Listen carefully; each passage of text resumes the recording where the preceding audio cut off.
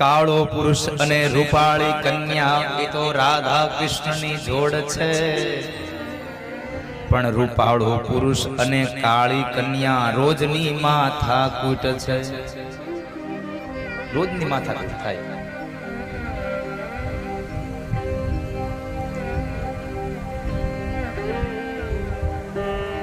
આ તો આનંદની વાત છે બાપ, પણ મારો કહેવાનો મૂળ ભાવાર્થ તો વિશુદ્ધ પ્રેમની અહીંયા કથા કરી રહ્યો હતો આપણે.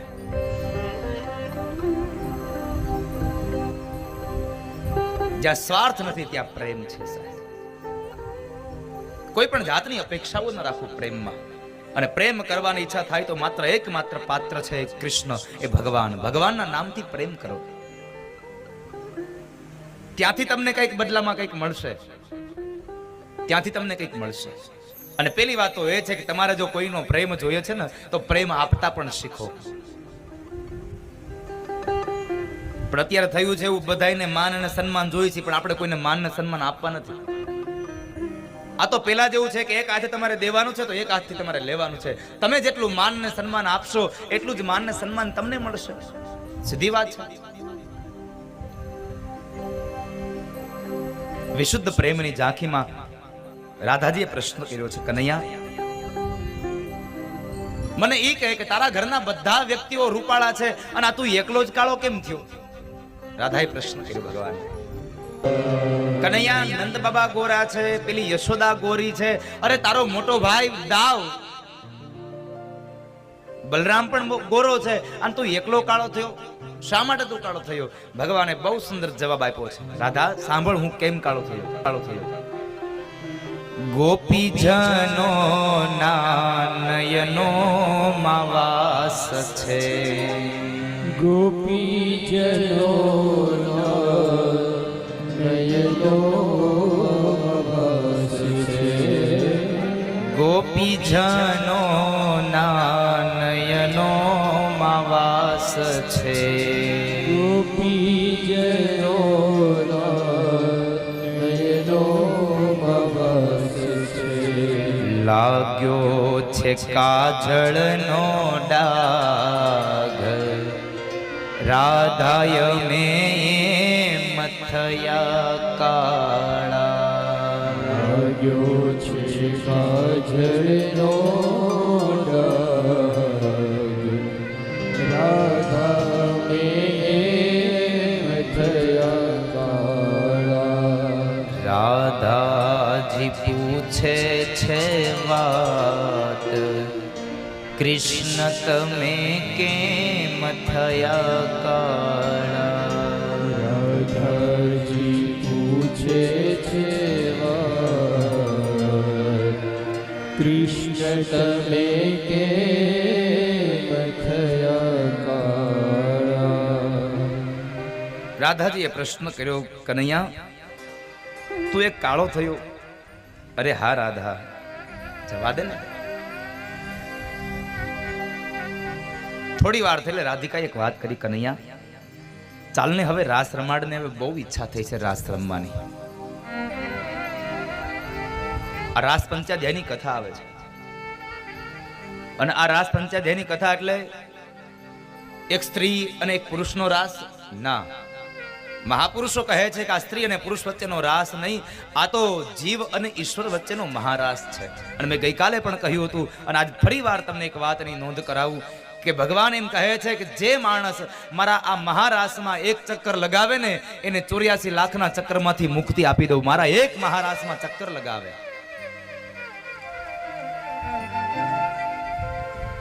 એકમાત્ર રાસમાં ચક્કર લગાવે. રાસ પંચાધ્યાયની કથા ભગવાન હવે વેણુનાદ કરે છે. ભગવાને રાધિકાની એ વાતને લઈ અને શરદ પૂર્ણિમાની રાત્રિએ મધ્યરાત્રિએ બૃહદવનમાં જઈ અને વેણુનાદ કર્યો. અને એ વેણુનાદમાં ગોપીઓ અડધી રાતે પણ પોતાના ઘરેથી નીકળી અને બધી ગોપીઓ ભેગી મળી અને મધ્યરાત્રિએ જંગલમાં આવે છે. આ તો ભવ્ય રાસ છે, દિવ્ય રાસ છે, મહારાસ છે.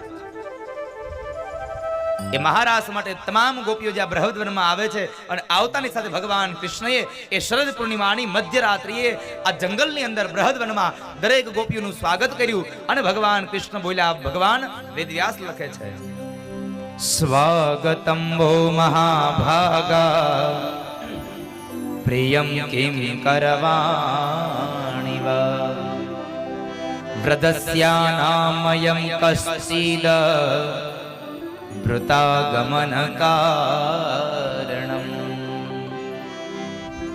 હે મહાભાગ્યશાળી વ્રજાંગનાઓ, આવો, તમારું સ્વાગત કરું છું. હું શું તમારું પ્રિય કરું? આટલું કહી અને ભગવાન બોલ્યા છે, વ્રજસ્યાનામયં કશ્ચિદ વૃતાગમન કારણમ. હે વ્રજાંગનાઓ, આ મધ્યરાત્રિએ તમે શું કામ આવ્યું? આ કૃષ્ણને કોઈ ન સમજી શકે. એને સમજવો બહુ અઘરો છે. પેલા એમ કહે છે કે હે મહાભાગ્યશાળીઓ, તમે આવો. ગમે ત્યારે એમ કહે છે કે તમે બધા લોકો આવો.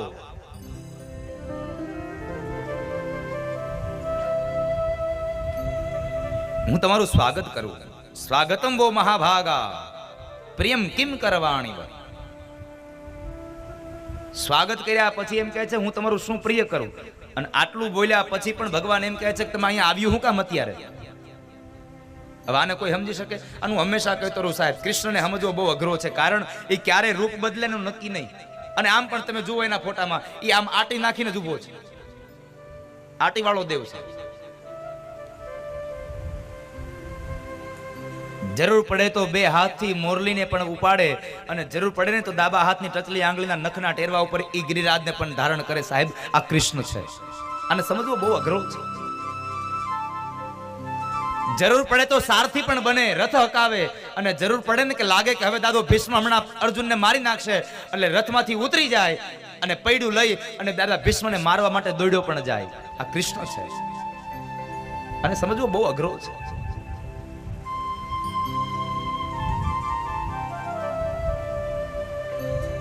ગોપીઓ કહે છે કૃષ્ણ તમે બોલાવ્યા અને અમે અહીં આવ્યા છીએ, અને હવે આવ્યા જ છીએ ને તો અમે હવે એમને નહીં જઈએ, અમારી ઈચ્છા પૂરી કરો. ભગવાન કહે છે શું તમારી ઈચ્છા? ગોપીઓ કહે છે અમારે રાસ રમવો છે. અને એ સમયે ભગવાને ગોપીઓની ઈચ્છા પૂરી કરવા માટે બૃહદવનની અંદર રાસ રચ્યો છે. પણ રાસ 3 પ્રકારે રચાયો છે. એક ગોપી અને એક કાન, ક્યારેક 2 ગોપી એની વચમાં કાન, અને ક્યારેક 4 ફરતી ગોપીઓ રમે અને મધ્યમાં યુગલ સરકાર ભગવાન રાધા અને કૃષ્ણ રમે.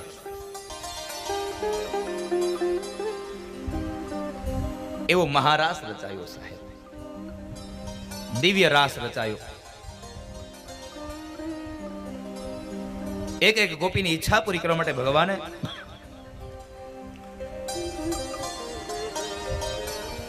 ભગવાને ગોપીઓની ઈચ્છા પૂરી કરવા માટે અનેક રૂપો લીધા. જેટલી ગોપીઓ એટલા ભગવાને રૂપ ધારણ કર્યા છે.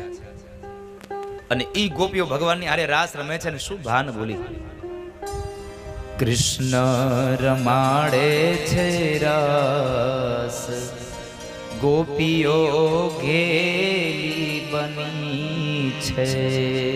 કૃષ્ણ રમાડે છે રાસ, ગોપીઓ ઘેલી બની છે. કૃષ્ણ રમાડે છે રાસ, ગોપી ઘેલી બની છે. આજે અહીંયા પણ આવો જ મહારાસ રચાશો. કેટલા લોકોને મહારાસમાં રમવું છે? જરા હાથ ઊંચો કરો.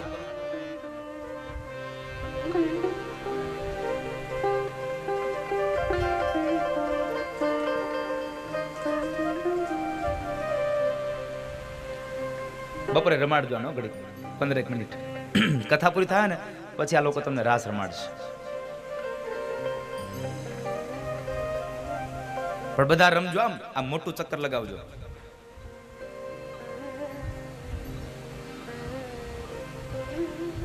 ભગવાને રાસલીલાનો પ્રારંભ થયો. એક એક ગોપી, એક એક કાનો, એક એક ગોપી, એક એક કાનો, એક ગોપીને એક એક કાનો, એક એક ગોપીને એક એક કાનો, રાસ રમે છે ભગવાન, ગોપીઓ ઘેલી બની છે. રાસ રમે છે ભગવાન, ગોપીઓ ઘેલી બની છે. રાસ રમે છે ભગવાન, સાહેબ ગોપીઓ આજ ઘેલી બની છે. પણ બરાબર બન્યું એવું, બધી ગોપીઓની હારે ભગવાને રૂપ લીધા, એટલે જે ગોપીની હારે ભગવાન હોય એ ગોપીને ભગવાન એની બાજુમાં દેખાય, બાકી માત્ર ગોપીઓ દેખાય. ગોપીઓના મનની અંદર અહંકાર આવ્યો કે જોયું કૃષ્ણ મને જ ચાહે છે,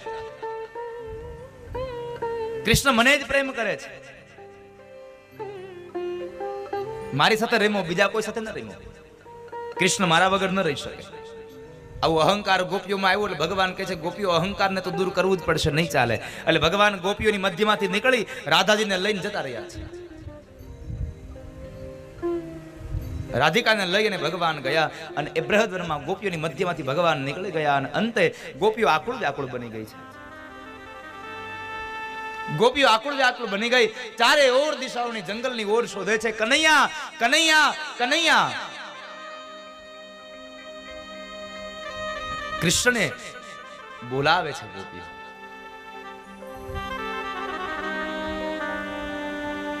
એક ગોપી કહે છે બેન જુઓ તો આ એકલો ગયો કોઈકની સાથે ગયો છે. બધી ગોપીઓની સામે નજર કરે છે, બધી ગોપીઓને ગણે છે, એક ગોપી નથી મળતી. એટલે સમજી ગયા આ જે ગોપી નથી ને બીજું કોઈ નહીં, આ રાધા જ નથી. અહીંયા ભગવાન રાધિકાને લઈને જતા રહ્યા છે, રાધાને લઈને જતા રહ્યા બૃહદવનમાં. આ બાજુ ગોપીઓ ભગવાનના વિરહની અંદર રડે છે અને એ સમયે ભગવાન રાધિકાનો હાથ ઝાલી અને બૃહદવનમાં એ માર્ગમાં ચાલ્યા જાય છે કૃષ્ણ. થોડે દૂર ગયા અને આ બાજુ ગોપીઓ બધી કૃષ્ણના વિયોગમાં રડતી રડતી કહે છે કનૈયા અમને છોડીને ક્યાં જતો રહ્યો?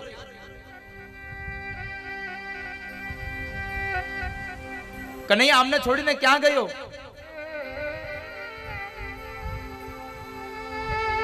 તારા વગર આ તારી ગોપીઓ ન જીવી શકે.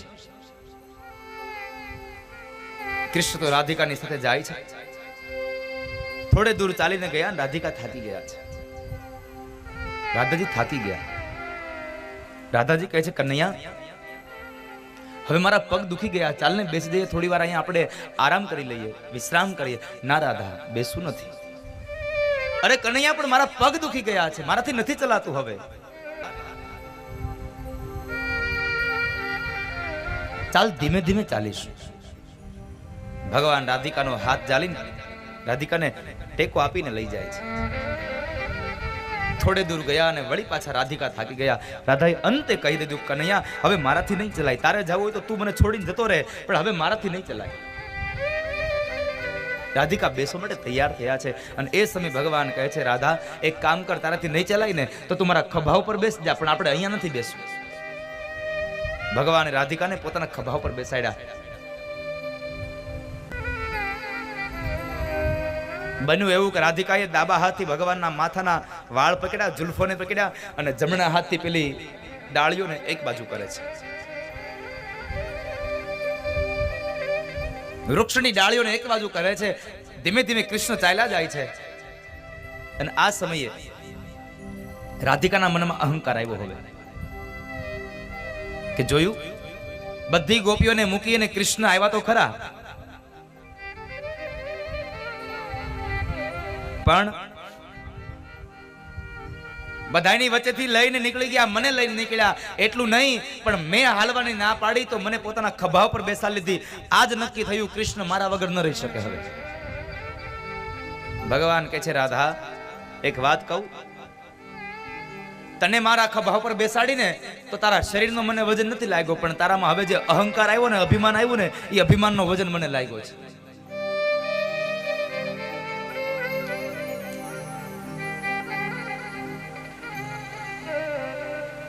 પ્રેમ ગલી અતિ સાંકરી ઉનમે દો ના સમાઈ સાહેબ.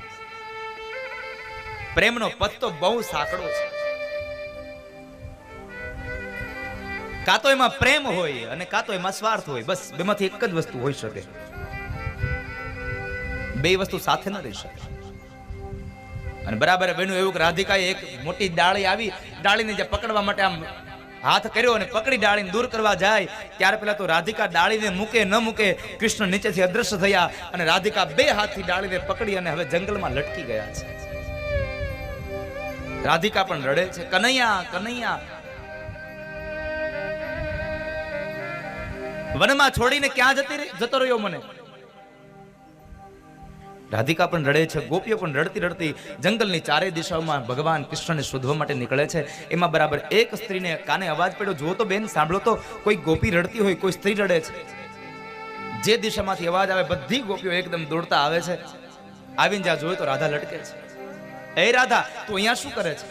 અરે બેન, પેલા મને નીચે ઉતારો ને પછી હું વાત કરું તમને. આ સમયે રાધિકાની ઉંમર કદાચ મહાપુરુષો એમ કહે છે કે વધીને 7 થી 8 વર્ષની હતી. કારણ જ્યારે ભગવાન કૃષ્ણ ગોકુળથી મથુરા ગયા ને ત્યારે ભગવાનની ઉંમર હતી 11 વર્ષ અને 52 દિવસ, ત્યારે રાધાની ઉંમર હતી 9 વર્ષની.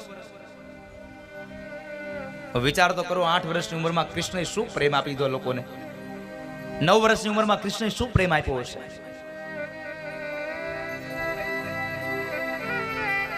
પ્રેમ તો અદ્ભુત છે સાહેબ. રાધિકાને નીચે ઉતાર્યા છે. પછી રાધિકાએ બધી વાત કરી. ખબર નહીં બેન કે શું થયું. મેં ડાળ પકડી અને એ સમયે નીચેથી કૃષ્ણ અદ્રશ્ય થયા અને હું અહીંયા ઝાડની ડાળીએ લટકી ગઈ. બધી ગોપીઓ ખૂબ કૃષ્ણના વિયોગમાં રડે છે. રાધિકા અને ગોપીઓ બધા રડે છે સાહેબ. કૃષ્ણના વિયોગમાં બધા રડે છે. અને અંતે બધી ગોપીઓ મળી ભગવાનને પ્રાર્થના કરે છે કે હે કૃષ્ણ, તમે પાછા આવી જાઓ. પોતાના અંદરમાં હૃદયમાં રહેલો કૃષ્ણ પ્રત્યેનો પ્રેમ વ્યક્ત કરે છે. ભગવાન પ્રત્યેનો પ્રેમ વ્યક્ત કરે છે. 19 ગોપીઓએ ભગવાન પ્રત્યેનો પ્રેમ વ્યક્ત કર્યો છે અને એને મહાપુરુષોએ નામ આપ્યું છે ગોપી ગીત. ગોપી ગીતની કથા છે, બહુ અદ્ભુત કથા છે. એક જીવ ભગવાનને પ્રાર્થના કરે છે. એક જીવાત્મા ઈશ્વરને પ્રાર્થના કરે છે. શું કહે છે? એક ગોપી ભગવાનને પ્રાર્થના કરે છે. ગોપ્યો વાચ જયતિ તેધિકમ જન્મના વ્રજ શ્રયત ઇન્દ્રિયા શશ્વદત્રહી દૈતદૃશ્યતા દીક્ષુતાવકાર સ્વૈધૃતા સવ સ્વામ વિચિન્વતે. દૈતદૃશ્યતામ દીક્ષુતાવકાર. એ કૃષ્ણ, તમારા જન્મને લઈ અને અમારા વ્રજનો મહિમા વધ્યો છે. તમારા જન્મને લઈ અને વૈકુંઠને છોડીને લક્ષ્મી પણ અહીંયા વ્રજમાં આવીને રહે છે. અને જો હવે વ્રજ છોડીને તમે જતા રહેશો ને તો અમારા વ્રજનો મહિમા ઘટી જશે. માટે હે કૃષ્ણ, અમે આપને ચરણમાં પ્રાર્થના કરીએ, આપ પાછા આવી જાઓ. એક ગોપી ભગવાનને પ્રાર્થના કરે. શું ગોપીઓના હૃદયમાં કૃષ્ણ પ્રત્યે પ્રેમ હશે સાહેબ? ભગવાનને કહે છે, શરદુદાશયે સાધુ જાત સરસી જોદર શ્રી મુષાતૃષા. સુરથનાથ તે શુલ્કદાસ્તિકા વરદની ઘ્નતો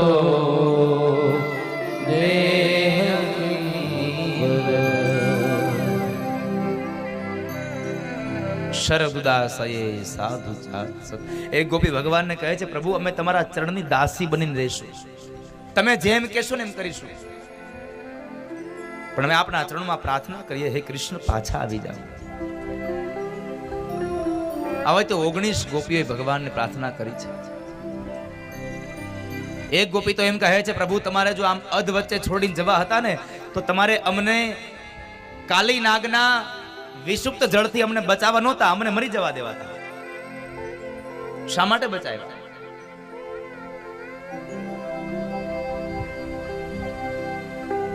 આંખમાંથી ચોધાર અશ્રુની ધારા સાથે એક ગોપીઓ રડે છે.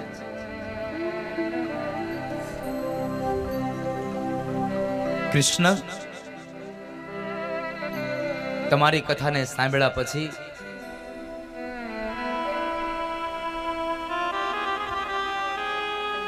અમારાથી ન રહેવાય તમારા વગર. અને એક વખત પ્રેમ થઈ જાય ને સાહેબ, લાગણીઓ થઈ જાય, પછી જ્યારે એ પ્રિય વ્યક્તિ આપણો આત્મજન જ્યારે દૂર થાય ત્યારે ખૂબ દુઃખ થાય સાહેબ. અને આમ પણ આ દુનિયામાં નક્કી છે, સંયોગમાં જ્યારે વિયોગ થાય ને ત્યારે દુઃખ થવાનું સહજ છે. આપણી ગમતી વ્યક્તિ જ્યારે સાથે રહેતા હોઈએ અને જ્યારે જુદું પડવાનો વારો આવે ત્યારે સહજ છે દુઃખ થવાનું. પણ જેને પ્રેમ થયો હોય, જેને ઘા વાગ્યા હોય એને ખબર હોય સાહેબ. આ તો પેલી કહેવત છે ને, આ ગોપીઓ કૃષ્ણના વિયોગમાં રડે છે, પણ શું કામે? તો કહે છે વીછીએ ડંખ એને આપ્યો છે, પ્રેમની વેદના એને થઈ છે.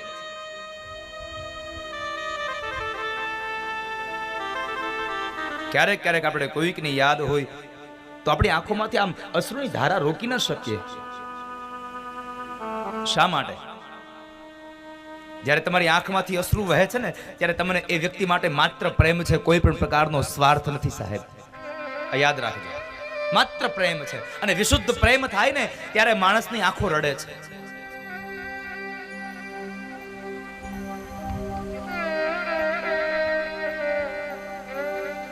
જેને ઘા વાગ્યા હોય એને ખબર હોય સાહેબ.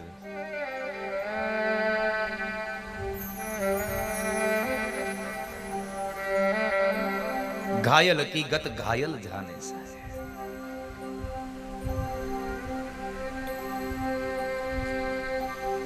જેને વિયોગ થયા હોય એને ખબર હોય. વિયોગનો તાપ જોવો હોય તો મેવાડની મીરાને જોવી પડે સાહેબ, કે કૃષ્ણના વિયોગમાં શું એને તાપ થયો. કૃષ્ણના પ્રેમ માટે શું એની આંખમાંથી અશ્રુની ધારા વહે.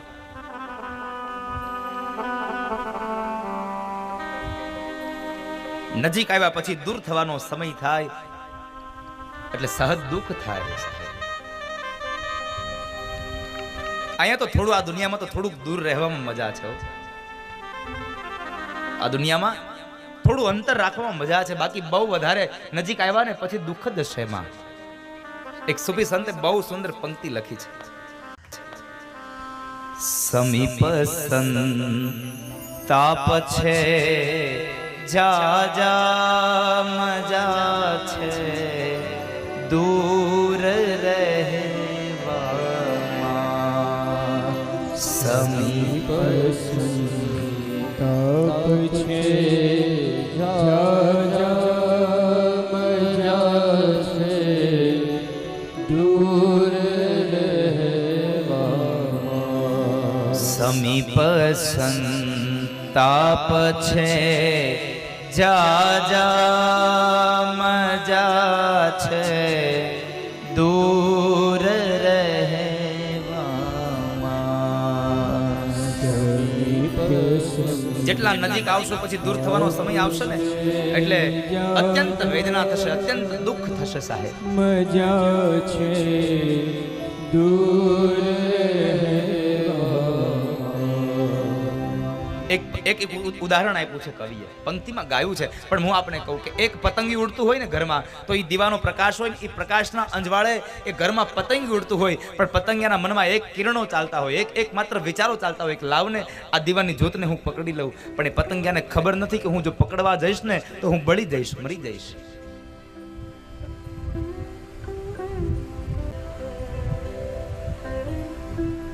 મળીને દાજવા કરતા તો સાહેબ મજા છે દૂર રહેવામાં.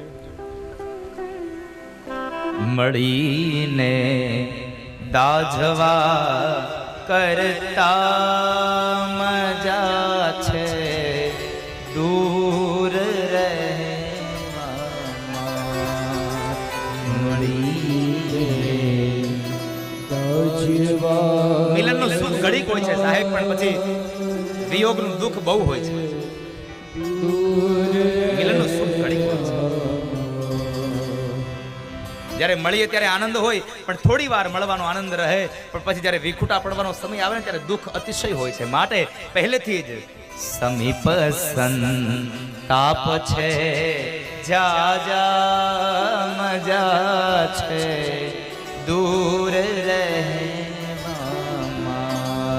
સમીપ સંતાપ છે, જા જા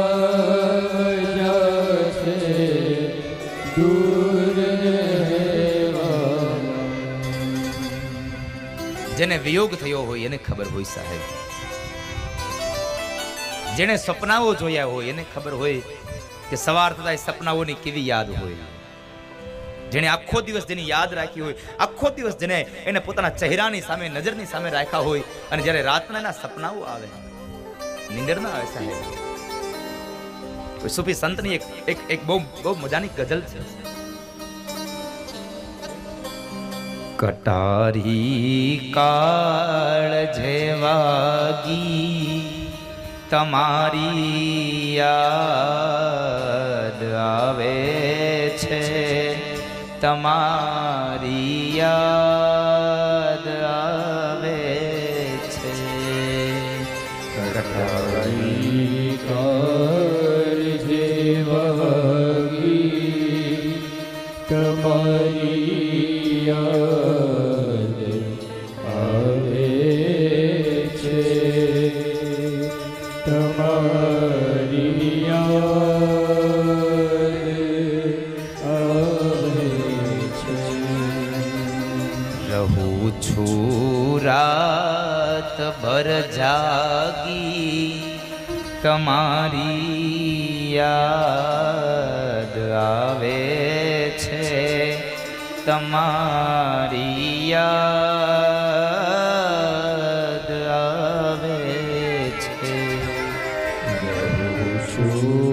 રાત ભર જાગી તમારી યાદ આવે છે, તમારી યાદ આવે છે. ગોપીઓ બૃહદવનમાં ભટકી ભટકીને થાકીને અંતે એક નિર્ણય ઉપર આવીને ઊભી રહી ગઈ. અનેક ગોપીઓ ભગવાનને પ્રાર્થના કરે, કૃષ્ણ તમે પાછા આવો. કૃષ્ણ ન આવ્યા ને ત્યારે એકમાત્ર નિર્ણય કર્યો, એક સફેદ કપડાને બિછાવી અને ચારેય ફરતી ગોપીઓ બેસી ગઈ અને કનૈયાને કહે છે, કનૈયા સાંભળી લે, જ્યાં સુધી તું નહીં આવે ત્યાં સુધી તારી આ ગોપીઓ હવે ઘરે પાછી નહીં જાય. કદાચ આકાશમાં સૂર્ય ઉગી જાય, અમારો ધણી જાગી જાય અને અમારા ધણીને ખબર પડે ને કે અમે અડધી રાતે અમે બૃહદવનમાં આવ્યું હતું તારી પાસે, અને કદાચ અમારો ત્યાગ કરી દઈ ને તો અમારો પતિ ત્યાગ કરે એ અમારાથી સહન થશે, પણ કનૈયા તું અમને છોડીને વયો જા, એ અમારાથી જિંદગીમાં ક્યારેય સહન ન થઈ શકે. અમારો પતિ ત્યાગ કરે તો અમે જીવન જીવી લેશું, પણ કનૈયા તું અમને છોડી ન જા.